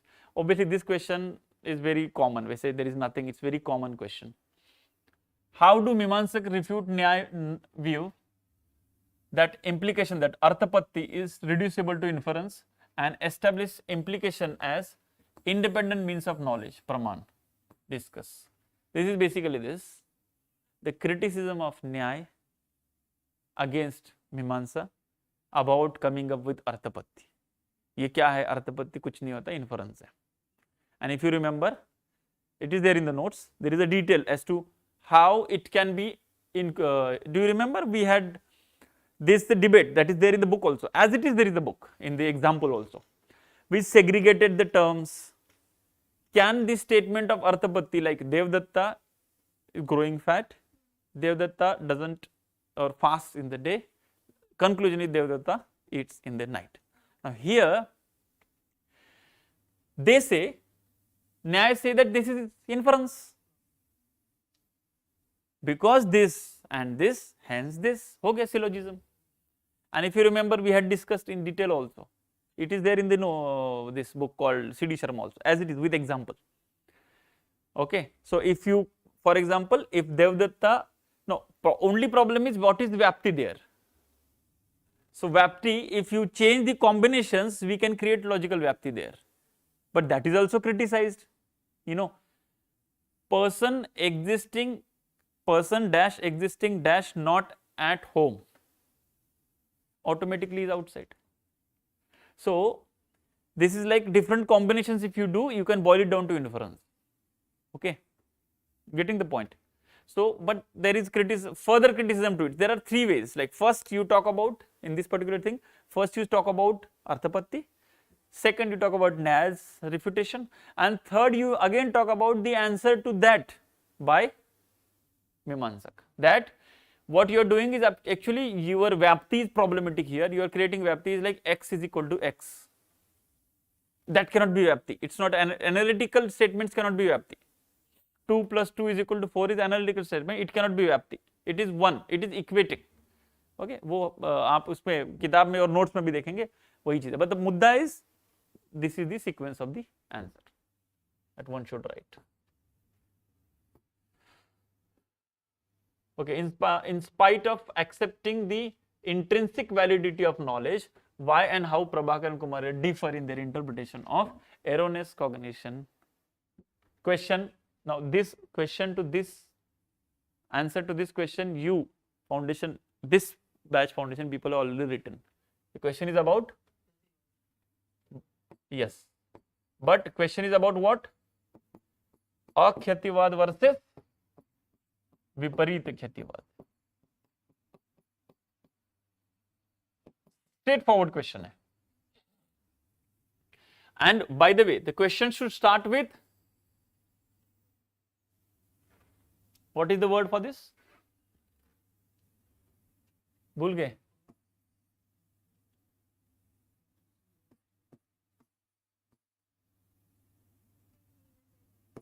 नजर क्यों नहीं आ रहा है?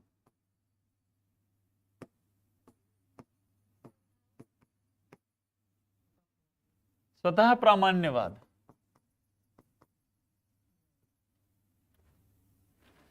Because of स्वतः प्रामाण्यवाद only they had to explain, then error कहां से आ गया? If everything is intrinsic, error कहां से आ गया? ये तो explain करना पड़ेगा ना? That's the question. बाकी question initially you talk about स्वतः प्रामाण्यवाद, ठीक है? Then you talk about ख्यातिवाद in general. then you talk about akhyativad, viparit khyativad, then you conclude. What you can do here is, to some extent in conclusion or before conclusion, you kind of explain, as a criticism you explain स्वतः प्रामाण्यवाद itself is a problematic thing by giving parata प्रामाण्यवाद by न्याय. जाते जाते kind of what happened. This is the question that I was talking about. 5 more minutes, bas 5 minutes.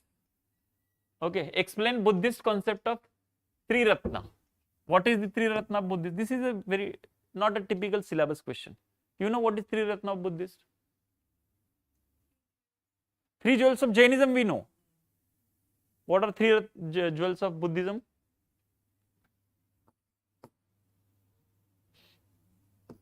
Buddha, Dhamma and Sangha. So that's why this question is not directly from syllabus that way. Explain Buddhist concept of Triratna and their internal relation, how they are related to each other.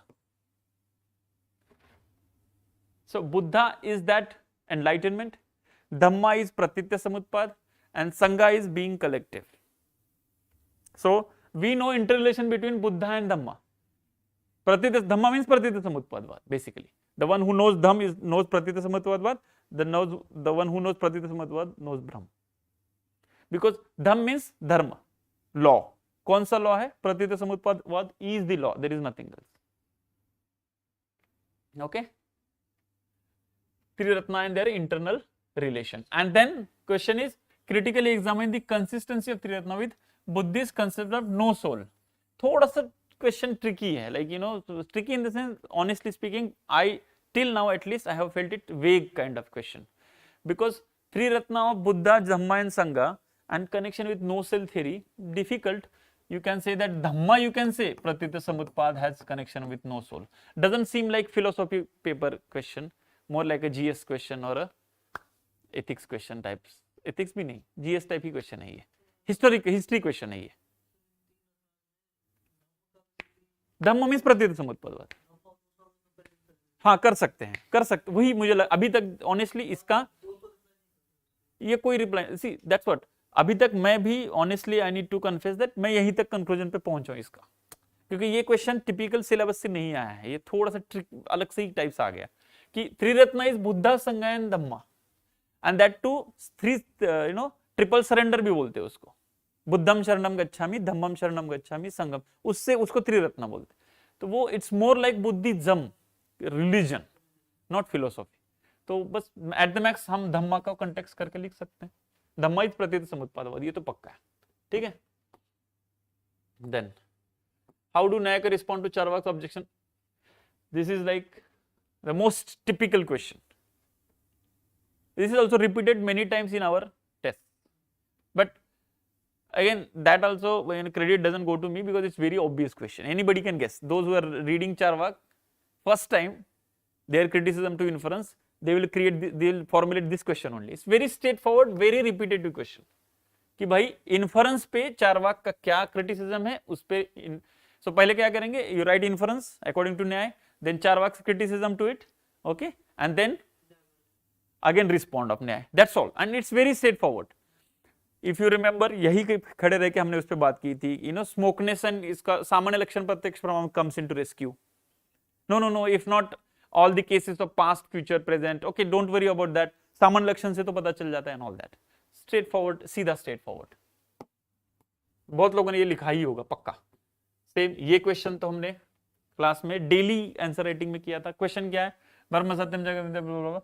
Question is ब्रह्म, जीव and now here Sakshi is what? No, Sakshi, witness. Now this Sakshi basically here context is from the consciousness point of view, Jiva ka consciousness, that Turiya state, 4th state that we talked about, okay. But the question is, in the light of this statement, ultimately the whole philosophy of Shankaracharya is in the light of this statement only. So यहाँ से यहाँ तक कुछ पढ़ने की जरूरत ही नहीं है, okay. ontological status of Ishvara, that is Brahm at transcendental level, Ishwar at Jiva. Now then again Jiva, Jivo Brahmeo means what? Jiva is at the empirical level, Jiva is different than Ishwar, but at transcendental level, Jiva is Brahm only. Okay, and here Sakshi is about, the concept is about that 3 stages, 4 stages basically. The 4th stage is Turiya state, that is Sakshi stage, that you just witness and nothing else. Okay, just last 2-3 minutes हो गया अभी, क्योंकि ये आगे के question ज्यादा लंबे है नहीं, सीधा है, ये डायरेक्ट है. ट्रिपल ट्रांसफॉर्मेशन कौन सा? साइकिसाइजेशन, स्पिरिचुअलाइजेशन, सुपरमेंटलाइजेशन, ये 3 को लिखना ही है. And by the way they themselves have mentioned about triple transformation. सीधा है, नोट्स में भी है और बुक में भी है. ठीक, इंटीग्रल योगा का कॉन्सेप्ट, इसमें कोई ज्यादा मैं एक्सप्लेन नहीं करूंगा, सीधा है, प्रोसेस बता दो. ठीक है, हाँ इसमें थोड़ा बस ये है, इन्वोल्यूशन इवोल्यूशन का मेंशन करना है. उसमें evolution you need to focus as a cosmic salvation, and then in that context you have to mention integral yoga, right? Last question, same. Now this is as it is there in the notes, where we have compared, you know, in the Advaita Vedanta notes we have extra notes also, in the sense Shankara versus Ramanuj, Shankara versus Madhva, Ramanuj versus Madhva. In Ramanuj versus Madhva there is like around 2 pages around. All the points that are required for the answer are there. What is there? How does the concept of liberation, moksha, Madhvacharya differ from that of Ramanujacharya? First of all, briefly you have to mention how they are same, that is bhakti, which is not the case with Shankar. But later on how they differ, like for example, whether you become Ishwar or not. You become Ishwar, but not in the case of Madhva. When you liberated, all same are same, soul are same, not in the case of Madhva. Madhva difference even remain after liberation, even after moksha you are different. Okay, there it is about Ishwar, here it is about Vishnu. Now that concept is very particular concept of, he is not talking about Ishwar as in Ishwar, he is talking about the manifestation of Ishwar is always in the form of Vishnu only. Okay, Indian is very straightforward. I am pretty sure ऐसे लिखना होता है ना, question 1 and 5 is compulsory, and then you have to write one from each, and then last one you can write from any of the 2. I am pretty sure that 98% of the people opted for Indian, because Indian इस बार easy आया है, Western थोड़ा tricky आया है. ठीक है, thank you very much. Time थोड़ा सा 5-10 मिनट हमने ज़्यादा ले लिया. So see you at 3 o'clock with paper 2. Thank you.